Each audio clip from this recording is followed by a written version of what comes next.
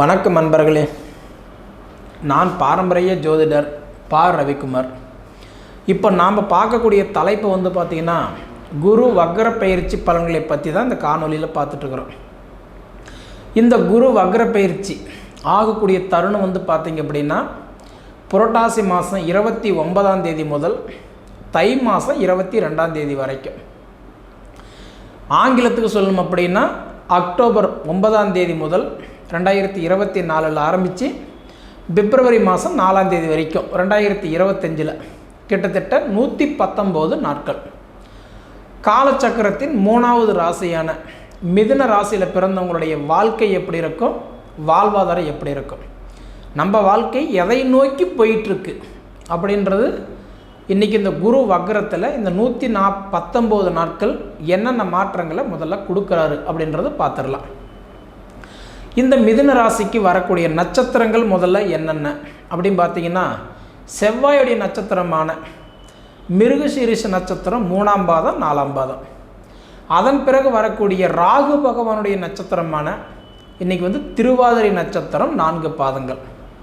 அதன் பிறகு வரக்கூடிய குரு பகவானுடைய நட்சத்திரமான இன்றைக்கி புனர்பூச நட்சத்திரம் 3 பாதங்கள். அப்போ இந்த 3 நட்சத்திரங்கள் 9 பாதங்கள் அடங்கிய மிக ஒரு அருமையான ராசி, மிக ஒரு அற்புதமான ராசி இந்த மிதுன ராசி.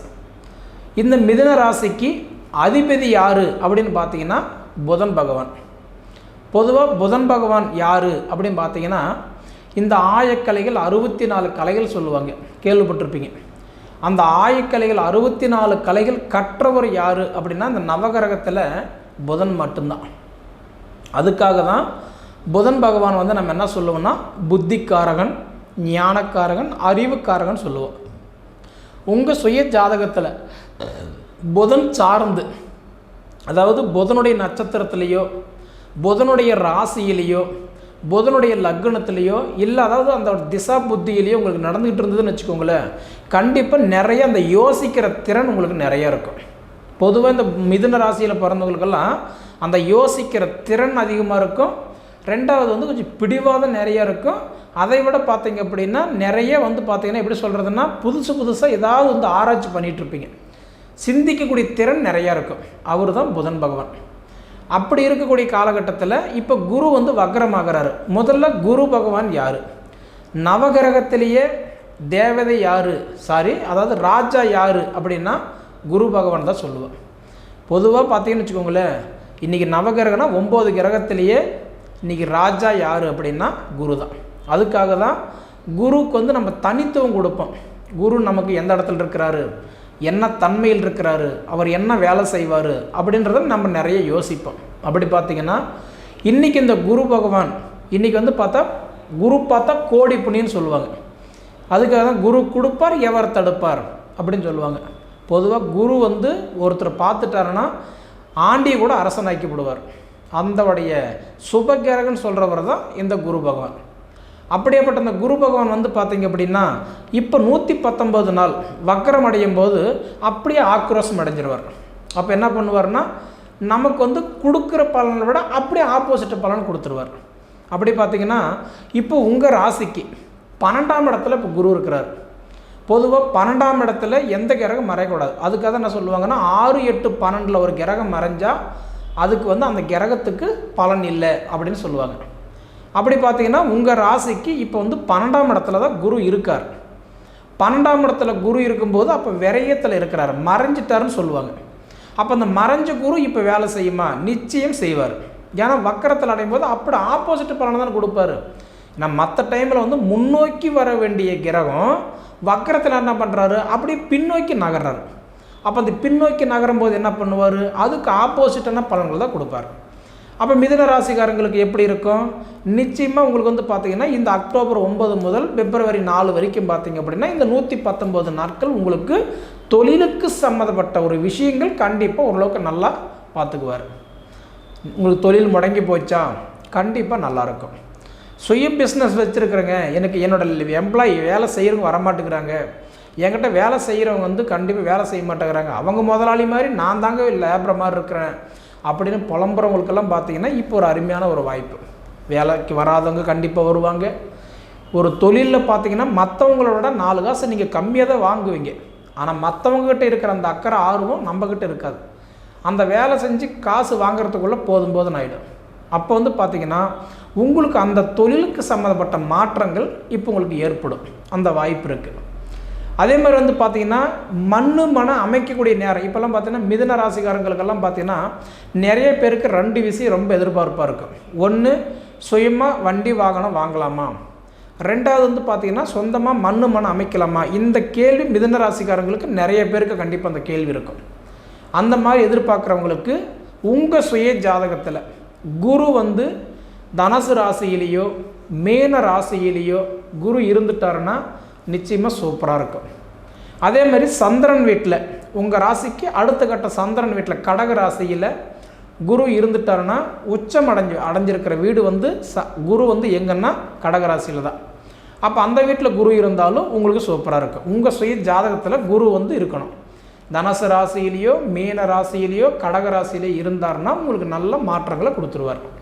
இல்லை அதுக்கு ஆப்போசிட் அப்படியே பார்த்தீங்கன்னா மகர ராசியில் இருக்கிறாருங்க அப்படின்னா இதுக்கு அப்படியே ஆப்போசிட்டாக உங்களுக்கு மாறிடுவார். கொடுக்குறது கொடுக்க மாட்டார், எதிர்பார்க்குறது தள்ளி போகும், கிடைக்கிறது கிடைக்காது. அப்போ எப்படி இருக்குதுன்னா நம்ம பட்ட பாட்டுக்கு உண்டான பலன் இல்லை, உழைப்புக்கு தகுந்த உயர்வில்லை, வயசுக்கு தகுந்த வளர்ச்சி இல்லை. வேலை செய்கிறன்ற பேருக்கு தவிர அந்த வேலைக்கு தகுந்த சம்பளம் இல்லை. மற்றவங்க சொல்லுவாங்க மாடு மாதிரி உழைக்கிறேங்க, ஆனால் எனக்கு ஒரு காசு கூட நிற்கலை. மற்றவங்க பாருங்கள், இன்றைக்கி நேற்று வந்தவங்கலாம் பார்த்திங்கன்னா தொழில் பண்ணுறாங்க, வீடு கட்டுறாங்க, மண் வாங்குறாங்க, கார் வண்டி செட்டில் ஆகிட்டாங்க, பிள்ளைங்களை நல்லா படிக்க வைக்கிறாங்க, என்னால் ஒன்றும் பண்ண முடியல. அந்த புலம்புற காலம் கண்டிப்பாக வந்துடும் மகர ராசியில் குரு பகவான் கண்டிப்பாக இருந்தார்னா. ஏன்னா குரு வந்து மகரத்தில் தான் நீச்சம் அடைவார். சரிங்களா? அதுபோல் பார்த்திங்க அப்படின்னா 100% இந்தவுடைய மிதுன ராசியில் பிறந்தவங்களுடைய வாழ்க்கை வாழ்வாதாரம் பார்த்திங்கன்னா உங்களுக்கு வந்து குரு வந்து இப்போ விரைய குருவாக இருக்கிறார். ஏன்னா 12 குரு இருக்கிறதுனால விரைய குருவாக இருக்கிறார். அந்த விரைய குரு நான் சொல்கிற மாதிரி ஆப்போசிட்டான பலன்கள் இப்போ இந்த வக்கரத்தில் பண்ணுவார். அப்படி பண்ணும்போது இப்போ உங்கள் ராசிக்கு இப்போ 5ஆம் இடத்துக்கு அதிபதி யார் அப்படின்னு பார்த்தீங்கன்னா துலா ராசி. இப்போ அந்த துலா ராசிக்கு அதாவது உங்களுக்கு புத்திரஸ்தானத்துக்கு அதிபதி யாருன்னா துலா ராசிக்கு அதிபதி சுக்கிர பகவான். அப்போ உங்களுக்கு இந்த குரு வந்து வக்கர நிலை அடையும் போது இப்போ நிறைய பேருக்கு பார்த்தீங்கன்னா குழந்தை பாக்கியம் இல்லாத இருக்கிறவங்களுக்கெல்லாம் பார்த்தீங்கன்னா உங்கள் சுய ஜாதகத்தில் சுக்கிரன் எங்கே இருக்கிறாரு அது ஒருட்ட பார்த்துக்கோங்க. ஏன்னா புத்திரஸ்தானத்துக்கு அதிபதி உங்களுக்கு சுக்கிரன் தான். அந்த சுக்கிரன் எங்கே இருக்கிறாரு அப்படின்றத பாருங்கள். அவர் நல்ல இடத்துல இருந்தார்னா கண்டிப்பாக குழந்தை பாக்கியம் இல்லாதவங்களுக்கு இந்த 4 மாதத்துக்குள்ளே குழந்தை பாக்கியத்தை கண்டிப்பாக கொடுத்துருவார். அதே மாதிரி இப்போ வந்து திருமண ஸ்தானம் அப்படின்னு எடுத்துக்கிட்டிங்க அப்படின்னா 7ஆம் இடம். அப்போ 7ஆம் இடத்துக்கு அதிபதி யார்? தனுசு ராசிக்கு அதிபதி குரு பகவான். அவர் நம்ம முன்னே சொன்ன மாதிரி தனுசு ராசியிலையோ மீன ராசியிலையோ கடக ராசியிலையோ இருந்தாருன்னா கண்டிப்பாக உங்களுக்கு இப்போ திருமண யோகம் கண்டிப்பாக நல்லாயிருக்கும். ஏன்னா இந்த 4 மாதம் முடிகிறதுக்குள்ளார உங்களுடைய தேவையான விஷயம் என்ன, புத்திர பாக்கியமாக கண்டிப்பாக கொடுத்துருவார். திருமண ஸ்தானம் நான் சொன்ன மாதிரி உங்களுக்கு வந்து 7ஆம் இடத்துக்கு அதிபதி நல்ல இடத்துல இருந்துட்டாருன்னா கண்டிப்பாக உங்களுக்கு நல்ல வேலை செய்ய ஆரம்பிச்சிருவார். சரிங்களா? அப்போ இதையும் தாண்டி நான் தொழில் வந்து நான் செஞ்சிட்ருக்கிறேங்க, ஆனால் எனக்கு வந்து அந்த ஒரு இம்ப்ரூவ்மெண்ட் இல்லை, ஒரு திருப்தி இல்லை, எனக்கு வந்து அந்த இடத்துல ஒரு நல்ல ஒரு மதிப்பு மரியாதை ஒரு ரெஸ்பான்ஸ் இல்லை அப்படின்னு சொல்கிறவங்களுக்கெல்லாம் பார்த்தீங்கன்னா இந்த வக்கரத்தில் ஓரளவுக்கு நல்லாயிருக்கும். தொழிலுக்கு சம்மந்தப்பட்ட விஷயம் கொஞ்சம் மாற்றங்கள் நடக்கும். அதே மாதிரி பொதுவாக இந்த மிதுன ராசியில் பிறந்தவங்களோட லைஃப்பில் பார்த்தீங்கன்னா கொஞ்சம் உடல் உபாதிகள் எல்லாம் நிறையா இருக்கும். எப்படி சொல்கிறதுனா நரம்புக்கு சம்மந்தப்பட்ட பிரச்சனை, கண் பார்வைக்கு சம்மந்தப்பட்ட பிரச்சனை, அலர்ஜி, அதாவதுன்றது எலும்பு தேய்மானம், இந்த மாதிரி பிரச்சனை நிறைய பேருக்கு சிலருக்கு இருக்கும். அப்படி இருக்கிறவங்களுக்கெல்லாம் பார்த்தீங்கன்னா உங்களுக்கு உங்கள் சுய ஜாதகத்தில் அதாவது ஆயுள் ஸ்தானத்துக்கு அதிபதி 8ஆம் இடம். அப்போ 8ஆம் இடத்துக்கு அதிபதி யார்? உங்களுக்கு செவ்வாய் பகவான் எங்கே இருக்கிறாரு அது கண்டிப்பாக பார்த்துக்கோங்க. ஏன்னா இது வந்து நம்ம பொது பலனுக்கும் சுய ஜாதகத்துக்கும் ரெண்டுக்குமே கம்பேர் பண்ணி பார்த்தா மட்டும்தான் நமக்கு தெரியும். முழுக்க பொது பலனே கேட்டுட்டு எனக்கு நீங்கள் சொல்கிறீங்க நல்லா இருக்குதுன்னு எனக்கு நடக்கலை அப்படின்னா உங்கள் ஜாதகம் சரியில்லாமல் பொது பலன் நல்லா இருக்குதுன்னா எப்படி நல்லது நடக்கும்? பொதுவாக ஒருத்தர் பொது பலன் கேட்குறீங்கன்னா அந்த பொது பலன் சொல்கிறதுக்கும் நம்ம சுய ஜாதகத்துக்கும் மேட்ச் ஆகுதா அப்படின்னு கண்டிப்பாக கம்பேர் பண்ணணும். அப்படி கம்பேர் பண்ணி அதுக்கு தகுந்த மாதிரி நம்ம ஜாதகம் இருந்துருச்சுன்னா கண்டிப்பாக நல்லாயிருக்கும்.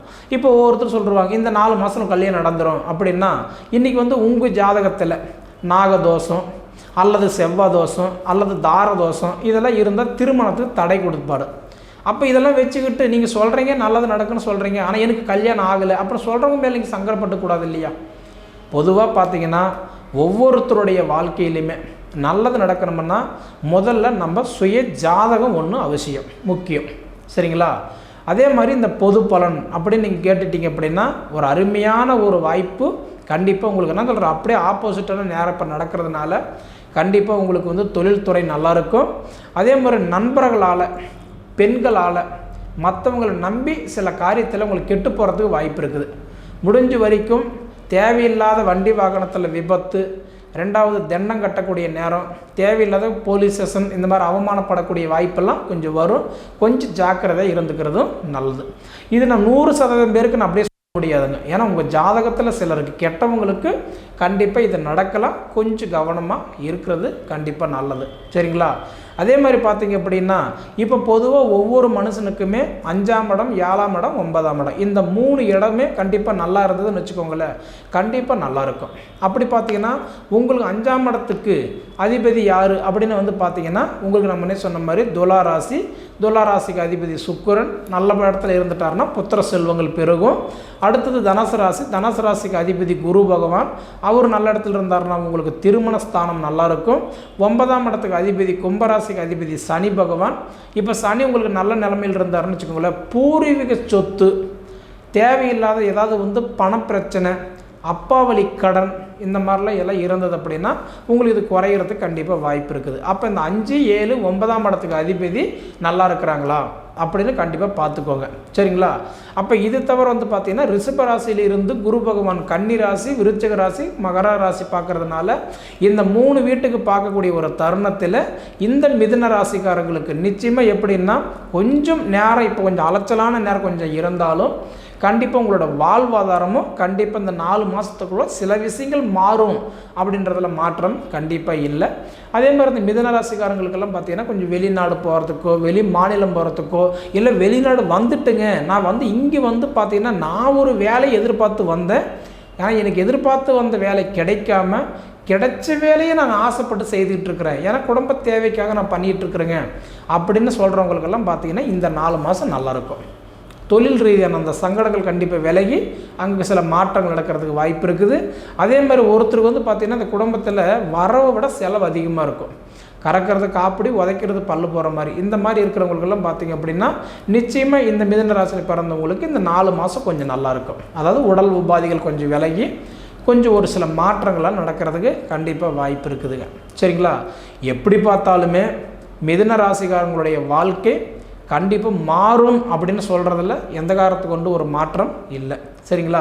உங்கள் சுய ஜாதகத்தை பாருங்கள், அதில் பார்த்துக்கிட்டு புத்திரஸ்தானம் நல்லா இருக்கா, பூரி புண்ணியஸ்தானம் நல்லா இருக்கா, ரெண்டாவது நம்மளுடைய ஹெல்த் எப்படி இருக்குது, நம்மளுடைய ஜாதகத்துக்கு எந்த தொழில் பண்ணனா நல்லாயிருக்கும், எந்த துறையில் போனால் நல்லாயிருக்கும், இதெல்லாம் பார்த்து அதுக்கு தகுந்த மாதிரி நீங்கள் போனீங்கன்னா உங்கள் லைஃப் மாறும் அப்படின்றதுல மாற்றமே கிடையாது, சரிங்களா? சரி நேயர்களே, இதுக்கு முன்னாடி நம்ம சேனலை சப்ஸ்கிரைப் பண்ணாதவங்க சப்ஸ்கிரைப் பண்ணிக்கோங்க.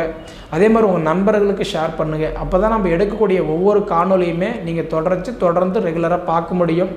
இதே தவிர உங்கள் பொன்னான நேரத்தை ஒதுக்கி இவ்வளோ நேரம் என்னுடைய காணொலியை நீங்கள் முழுமையாக பார்த்ததுக்கு மனசிலிருந்து கேட்டுக்கிறேங்க. நன்றி.